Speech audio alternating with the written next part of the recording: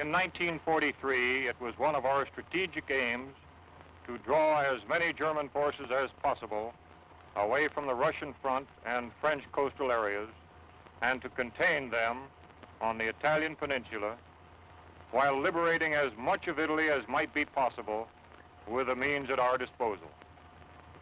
As the bulk of our supplies was directed to England for the forthcoming invasion, operations in Italy had to be conducted on an extremely limited scale. Thus it came about that during the winter months, the number of Allied divisions in Italy was greatly reduced.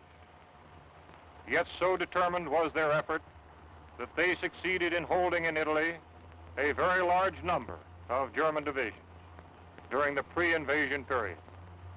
San Pietro in the 5th Army sector was the key to the Liri Valley.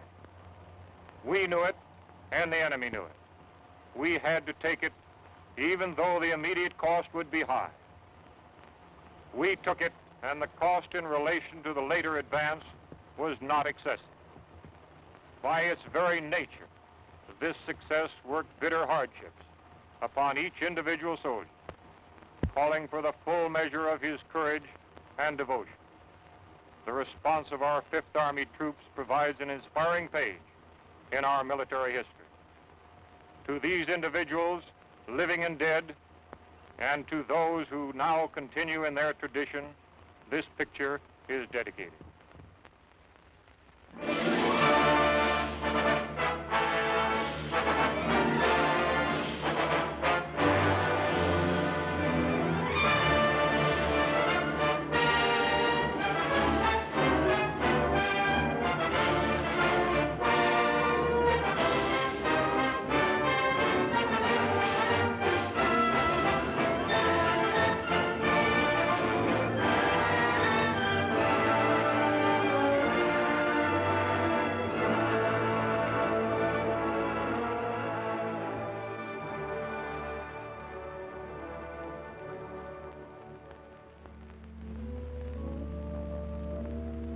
Liri Valley lies in the Italian Midland, some 60 miles northwest of Naples to some 40 miles southeast of Rome.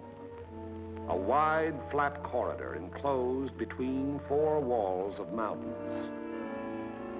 In winter, the highest peaks of the Liri Range ascend into the snows, but the valley floor with its olive groves and ancient vines, its crops of wheat and corn, is green the year around. That is, in normal times. Last year was a bad year for grapes and olives, and the fall planting was late. Many fields lay fallow. There are 2 ways from the south into the valley. One, a narrow pass. The other, a high, scenic road over the mountains. They converge before the site of the ancient village of San Pietro, which for 700 years has stood at the threshold of Liri Valley, welcoming the traveler. The stones of its walls were quarried out of the parent hill from whose slopes it rises. Population 1,412 at the last census. A farming community. Patron saint, Peter. Point of interest, St. Peter's, 1438.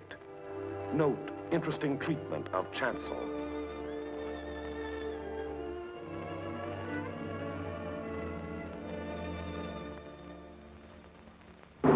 From the end of October 1943 until the middle of December, San Pietro and the surrounding ground was the scene of some of the bitterest fighting on our 5th Army front. The Italian campaign had entered its second phase, to push forward again after a static period brought on by heavy seasonal rains. Our battle lines were haphazard as the terrain itself, with its flood-swollen rivers that twisted back and forth across our line of march so that each river seemed like 5. And where there was no river to cross, a mountain blocked our going, each peak ahead being a few meters higher than the last we had won, so that each new peak had to be fought for, the hard, uphill way, with the enemy looking down our throats. They had had time to fortify and camouflage their positions. No amount of artillery fire or aerial bombardment could force them to withdraw. That was for the infantry to do, employing those weapons that can find and destroy life in narrow trenches, caves, and fighting holes. It was up to the man with the rifle, the man under fire from all weapons, the man whose way all our weapons, land, air, and sea, serve only to prepare.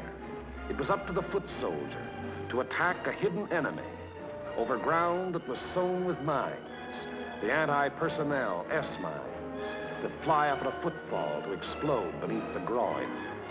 Nowhere along the entire front were enemy preparations more elaborate than in the San Pietro area. For San Pietro stands at the threshold of Liri Valley, and through Liri Valley, wide and level, runs the most highly prized length of road south of Rome.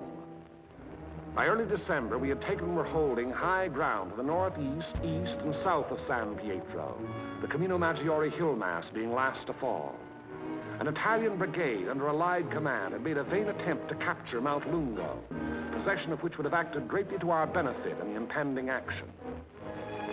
The Italians were all but annihilated. In view of their excessive losses, further operations against Mount Lungo's strategic heights were abandoned. And it was decided to make a direct frontal assault on enemy positions in and around San Pietro. Elements of the 36th Texas Infantry Division were rotated from position to position, overlooking the valley, so the troops might study the terrain ahead from various viewpoints.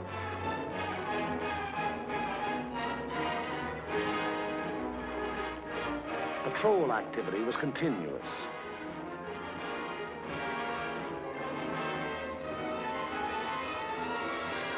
Day and night, units went out to reconnoiter the ground, draw fire, take prisoners, thus adding to the sum of our information about the enemy. High points, Mount Lungo's 351 and Mount Samucro's 1205 and 950 were all manned in force. The town itself was strongly garrisoned with numerous mortar, machine gun, and heavy weapon emplacements. 4 enemy battalions were dug into a line of connecting trenches and mutually supporting pillboxes in depth that extended from the base of Mount Lungo, northeast across the valley floor to the base of Mount Samucro. Another battalion was organized to defend the high ground northwest of San Pietro. Areas before these positions were heavily mined and held a confusion of barbed wire and booby traps. On the afternoon before, D-Day and H-Hour were communicated to battalion commanders.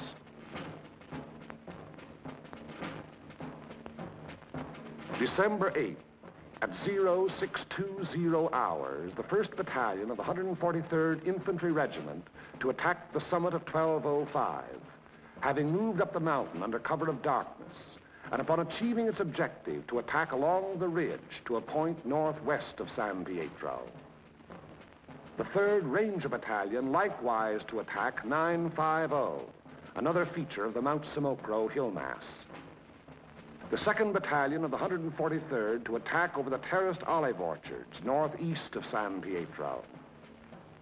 The 3rd Battalion acting in support to follow the 2nd at 400 yards. Of the original force to establish the beachhead at Salerno, the 143rd had since spent all but a fortnight in action under extremely bitter weather conditions. At Salerno, at the Volturno crossing, it had taken mortal punishment.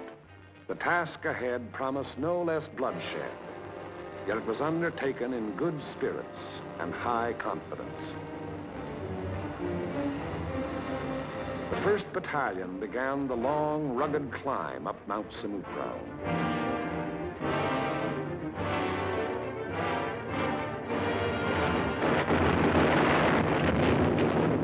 As night fell, our artillery opened up, and throughout the night hours, intense fire was laid down on the enemy's main line of resistance.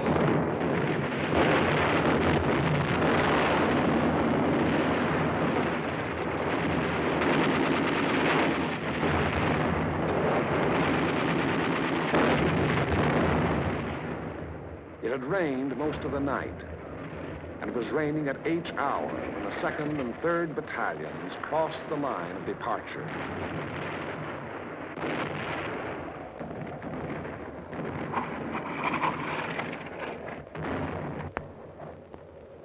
Some 200 yards forward, they encountered mines and automatic fire from pillboxes.